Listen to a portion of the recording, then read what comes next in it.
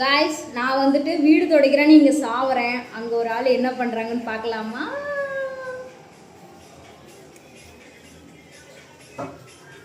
ஜப்பு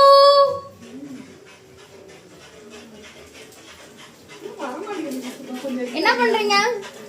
பிரியாணி சமைக்கிறேன். Sunday special biryani. ஆமா, light கூட போடாம யாராவது சமைப்பாங்களா? நான் உங்களுக்கு ஹெல்ப் பண்றேன். ஜப்பு வந்துட்டு இந்த பிரியாணி செய்யறாங்க.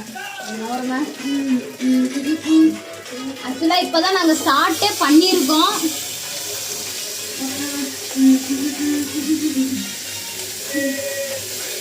ஆஹா, ஸ்மெல் சூப்பரா இருக்கே. மனசே